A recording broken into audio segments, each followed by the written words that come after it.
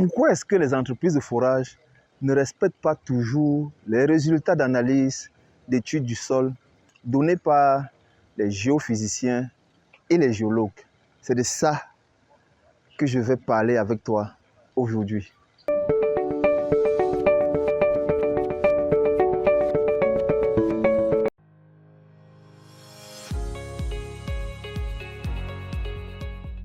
Vous souhaitez augmenter vos revenus, avoir une nouvelle source de revenus passifs. Saisissez cette opportunité que vous offre OP pour tous en Afrique d'être actionnaire ou investisseur et vous faire du gros argent, jusqu'à 30% de retour sur investissement grâce à l'acquisition d'un nouvel atelier de forage qui permettra de réaliser plus de forage et absorber les coûts de sous-traitance.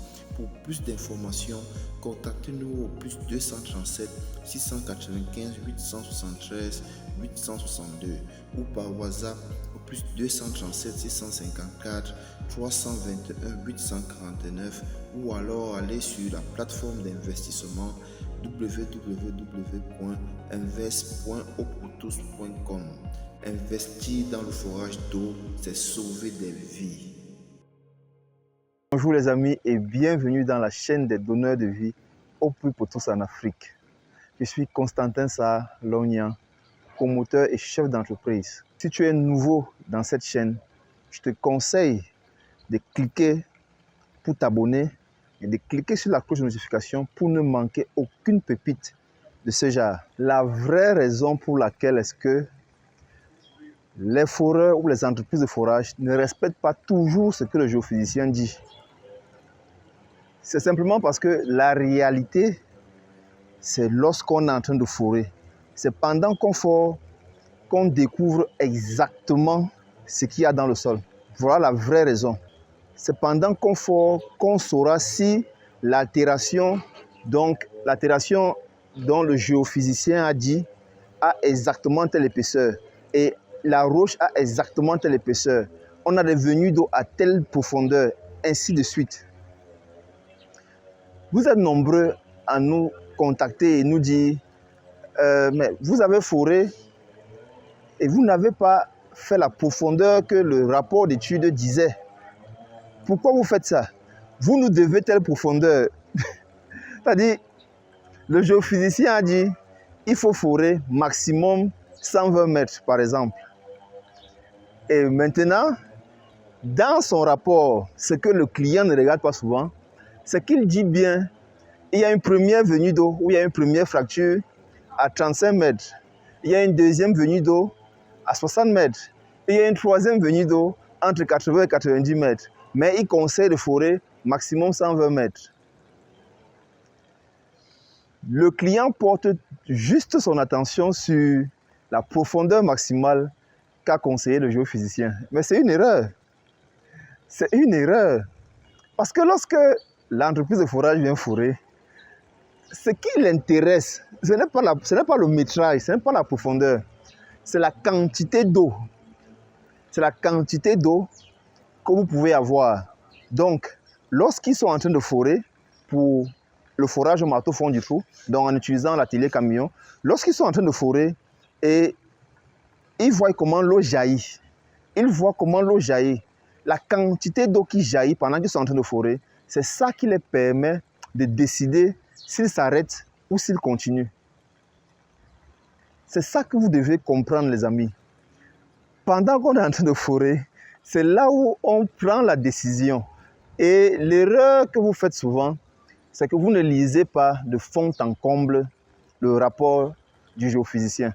Parce qu'il précise toujours à l'intérieur que les différentes informations qu'il donne ne seront certifiées et confirmées que lors de l'exécution proprement dite du forage. Parce qu'il ne peut pas se porter garant à 100% de dire ce qu'il y a dans le sol parce qu'il a utilisé le résistivimètre ou bien il a utilisé d'autres types de matériel appropriés pour le sondage du sol. Donc, c'est pourquoi est-ce que le foreur s'arrête parfois avant ou parfois après la profondeur maximale qu'a donné l'étude hydrogéologique. Voilà ce que je voulais partager avec toi aujourd'hui. Et je veux aussi attirer ton attention sur un fait. Lorsque le géophysicien donne une profondeur, il faut bien comprendre que cette profondeur est indicative.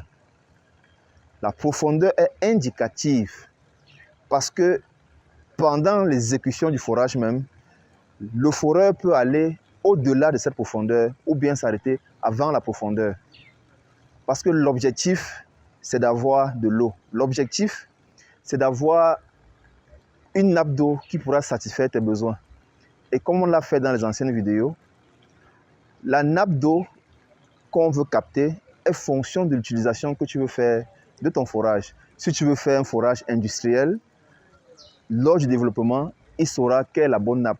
Si c'est pour une utilisation domestique, lors de l'exécution du forage et en fonction, pendant le développement, en fonction du jet. Le jet, c'est lorsqu'on est en train de forer et vous savez, quand on fore au marteau fond du four et que l'eau jaillit, ça donne une idée du niveau de ravitaillement de votre forage. Donc, faites confiance aux deux experts. Faites confiance aux géophysiciens, au rapport d'études, mais faites plus confiance à celui qui exécute parce que c'est lui qui va chercher l'eau. C'est lui qui va chercher l'eau. Ça, c'est pour le forage au marteau fond du trou ou bien on va dire le forage à airlift. Maintenant, si c'est le forage à la boue, c'est la même chose. En fonction de ses prélèvements, il va déterminer si cette nappe-ci peut avoir suffisamment d'eau ou bien quelle est la nappe qui va avoir suffisamment d'eau. Pour vous donner un exemple, nous avons un client, je pense qu'on a fait une courte vidéo sur le chemin de, je vais appeler ça comment, sur le chemin de croix, voilà, pour aller à Kendek, où on a exécuté son forage et dans le rapport d'études, on avait stipulé qu'il faut s'arrêter maximum à 45 mètres. Bon, eux, ils ont foré un peu plus de 45 mètres. Bon, les techniciens, ils ont foré un peu plus de 45 mètres, ils sont arrêtés autour de 48 mètres. Et maintenant, le débit n'est pas très bon parce que, on n'a pas encore développé à l'airlift, simplement parce que pour le moment, la route n'est pas du tout praticable. Pas du tout. C'est une catastrophe. Si vous avez suivi la vidéo sur notre chemin de croix pour arriver à Kendek, vous verrez que la route n'est pas du tout praticable. Rien que le tricycle, un engin à 3 roues qui est léger, ne parvient pas à arriver sur le site.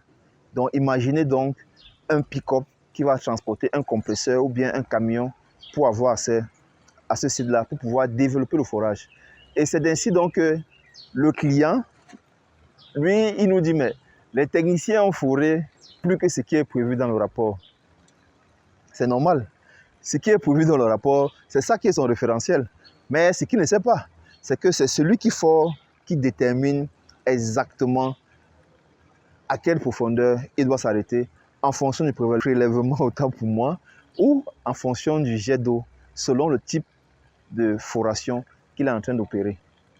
Voilà la pépite que je voulais partager avec toi aujourd'hui. Reste toujours connecté, abonne-toi. Abonne-toi pour que nous puissions former une grande communauté et pour nous donner aussi la force afin que nous puissions aller au Gabon, aller en Côte d'Ivoire, aller un peu de partout pour apporter du bonheur, pour apporter de la vie aux populations. Car l'eau, c'est la vie. Ciao, ciao.